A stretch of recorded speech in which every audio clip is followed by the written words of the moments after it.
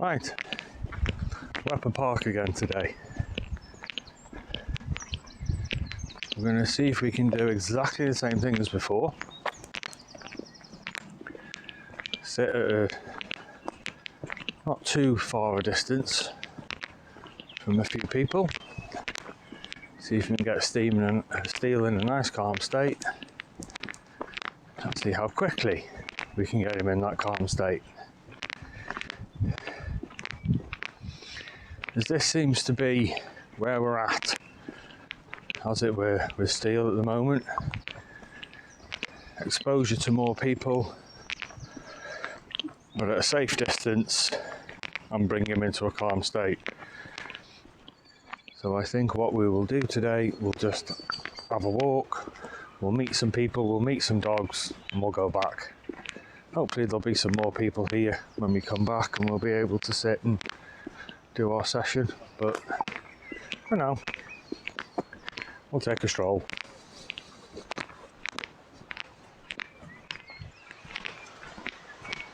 Oh, somebody asked me today what I meant by when I say I do this for space, not for control.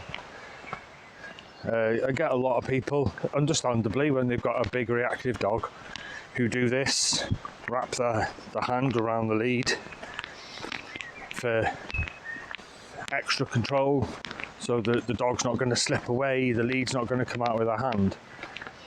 But I keep saying that I do that for space, not for control. Someone asked me what I meant.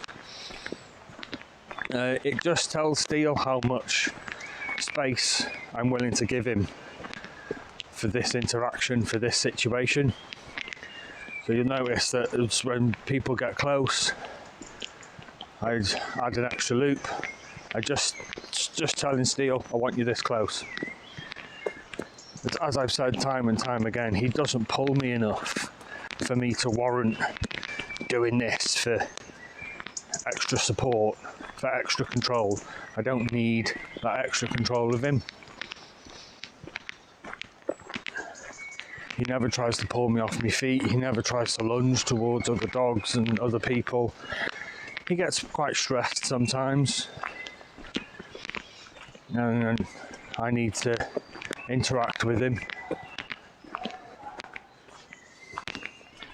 But I never feel the need to, oh right, yeah, let's grab hold of him, let's get him close, we'll brace ourselves. It's never about that. We've got a couple of people coming up just here with a little dog. So I'm going to try and pass on their right, so keep me in between Steel and them, and just do one loop. So let him know. I want him close, but he doesn't need to be that close. Alright. No.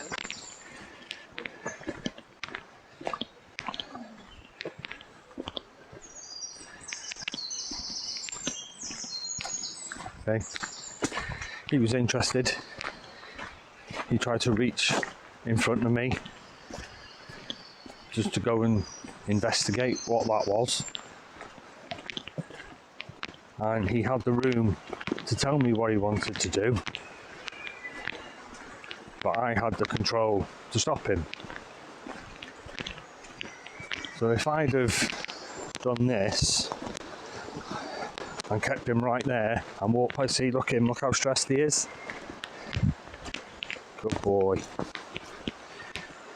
Doing that more often than not just adds stress to the situation. Now, don't get me wrong, I do understand that sometimes that is necessary, especially when you're dealing with a big dog who is highly reactive. You've got to make sure you've got physical control of that dog. The psychological control works better, but that takes time. So in the interim, you need to make sure you've got that physical control. And sometimes that just means you've got to wrap the lead around your hand and you've got to hold on tight. You do have to brace yourself. It's just unfortunate that most people, when they do that, they're already feeling anxious and nervous about the situation. So it just adds anxiety to the whole encounter. We've got a couple of dogs here off lead, no owner in sight. Isn't this wonderful? Stay close, dude. Come on. Good boy. Good boy. Shh. Good boy. Good boy. Come on. Shh. Good boy. There you are. Good boy. All right. Good boy.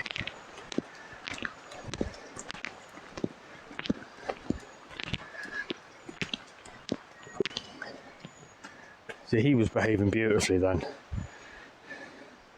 The dog came up behind him. He didn't react. He didn't get scared, you know.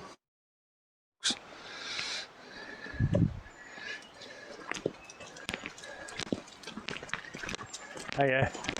Come on. Hey. Sorry. It's all right. Hey. Shh. Good boy. Not bad. Not bad. So you see, I gave him more room then. Gave him more lead, more freedom, and there was more of a reaction. He had to figure out himself what to do in that situation, and he didn't know what to do.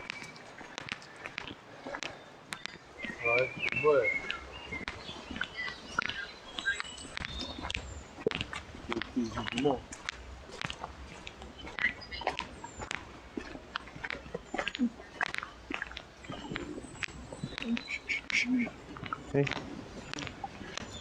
Hey. Good boy.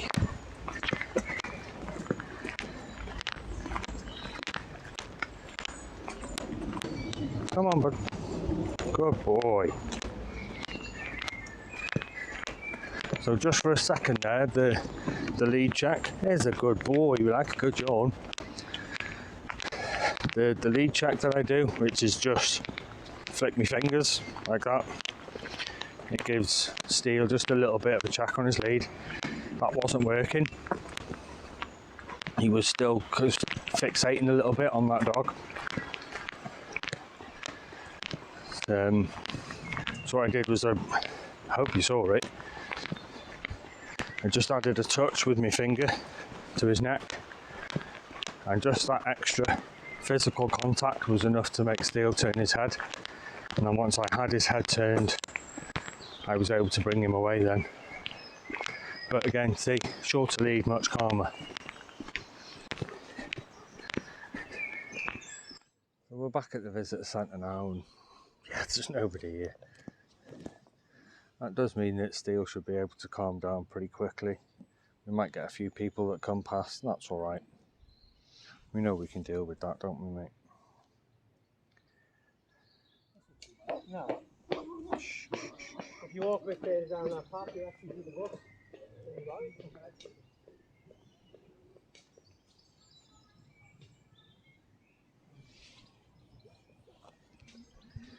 Is he a bit noisy? I don't think you'll have seen it on the camera. Kid making a lot of noise, stamping his feet as he came past us.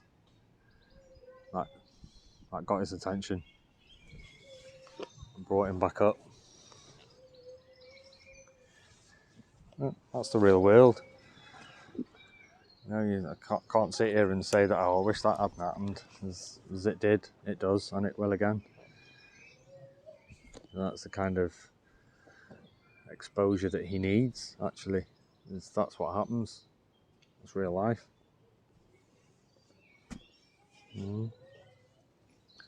Oh, wonderful.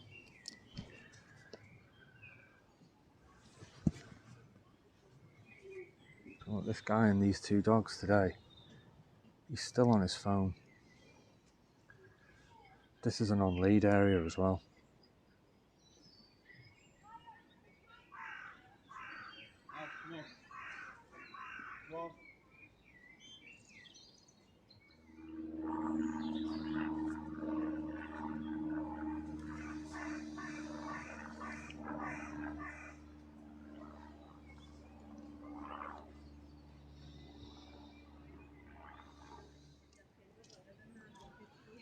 He's still quite alert. I can see his forehead's ruffled, his ears are forward.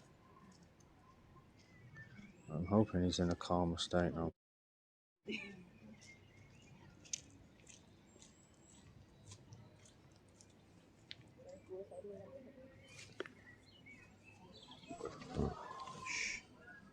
Almost.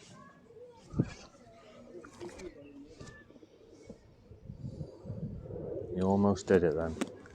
Just at the last second he changed his mind. So the last few times we've been to Wepper Park here, he's confirming to me his behaviour, his reactions, his responses, that this is the step he's at. Any more than this is too much. Any quieter than this is not enough. So you have to think back of how long it took to even just get the boot shut on the car. It took weeks, like 6 weeks, from his very first time in the car to his first car journey, door shut, driving down the road. It's about 6 weeks. So to expect him to come to this place where there's people coming past, which is his biggest trigger, strange dogs coming past, which we're still unsure about, to expect good behaviour from him, or perfect behaviour from him, should I say, in 3 weeks, it's totally unrealistic. And we do know, I've mentioned a few times, that physical contact is reassuring for Steele. You know, maybe now is not the time to take that away from him. Like I said, we're in a different environment now, we're throwing different challenges at him. We've got him right to the very, very edge of his comfort zone. He's a little bit beyond it. It would be unfair now, I guess, to take away something else that gives him that physical reassurance.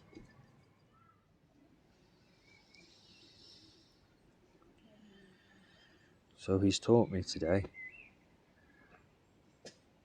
that by giving him that physical affection, which my training is telling me to stop giving him, that is what's keeping him in this super calm state. That's what's maintaining this relaxation. And so we adapt. And I ignore me training. And I give it him.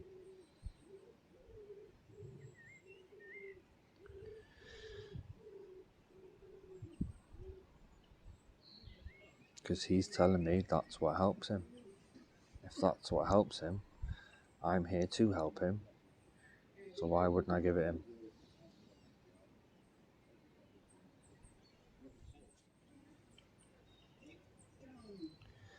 Obviously there comes a time when I need to stop and just let him relax on his own. We had such great success with Connors Quay. You know, we sat on that bench and he just flat out fell asleep on the floor. He was so relaxed the whole time that we were there, every time we were there. I'm thinking now that might have just given me a bit of, not false hope, but good boy. Good boy. Oh, does someone just walk past, like, right by us?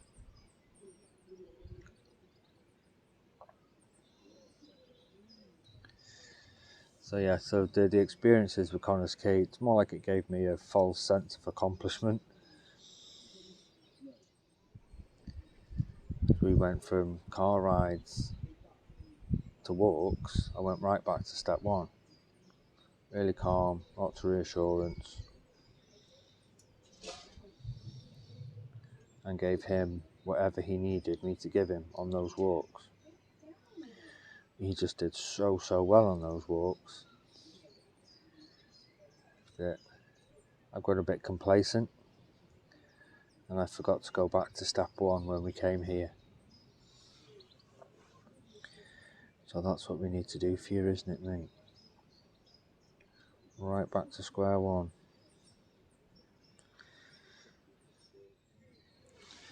So while I've got him in this lovely calm state, we're going to head back. Have a little sit in the car together before I take him back in. And then let him just sleep the afternoon away. Come on then, mate, let's go. Thanks again, everyone. See you next time.